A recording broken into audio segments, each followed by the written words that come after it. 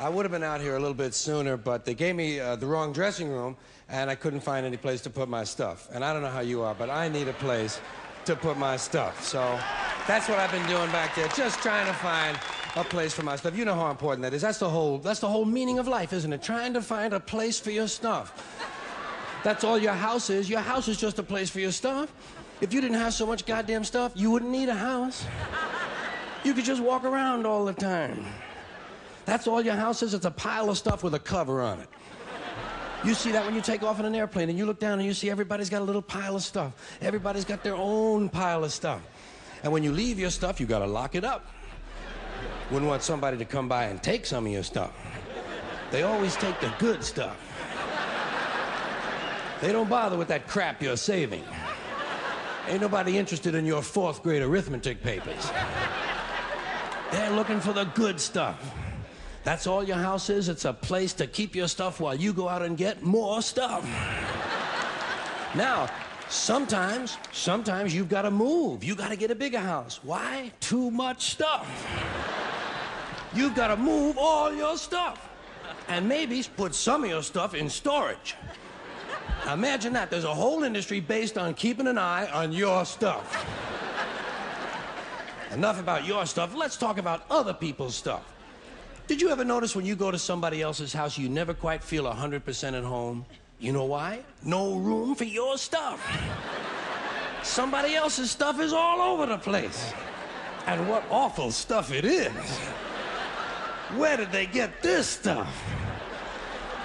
And if you have to stay overnight at someone's house, you know, unexpectedly, and they give you a little room to sleep in that they don't use that often, someone died in it 11 years ago, and they haven't moved any of his stuff. Or wherever they give you to sleep, usually right near the bed, there's a dresser, and there's never any room on the dresser for your stuff. Someone else's shit is on the dresser. Have you noticed that their stuff is shit, and your shit is stuff? Get that off of there.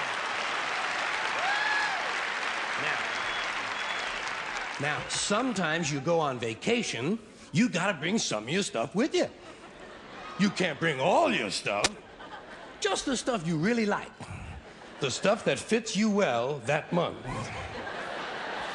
Let's say you're gonna go to Honolulu. You're gonna go all the way to Honolulu. You gotta take 2 big bags of stuff. Plus your carry-on stuff, plus the stuff in your pockets.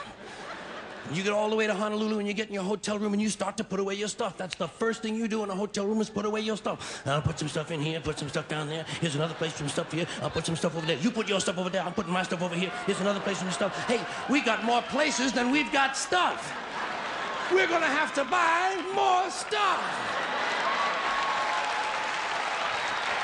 Now,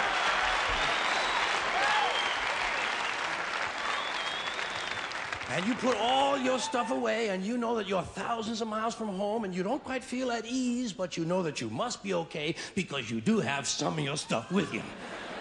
And you relax in Honolulu on that basis. That's when your friend from Maui calls and says, hey, why don't you come over to Maui for the weekend? Spend a couple of nights over here. Oh, shit, no. Now what stuff do you bring? Right, you've got to bring an even smaller version of your stuff. Just enough stuff for a weekend on Maui. And you get over, and you're really spread out now. You've got shit all over the world.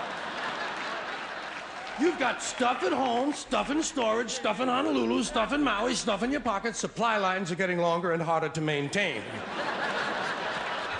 But you get over to your friend's house in Maui, and they give you a little place to sleep, and there's a little window ledge or some kind of a small shelf, and there's not much room on it, but it's okay, because you don't have much stuff now.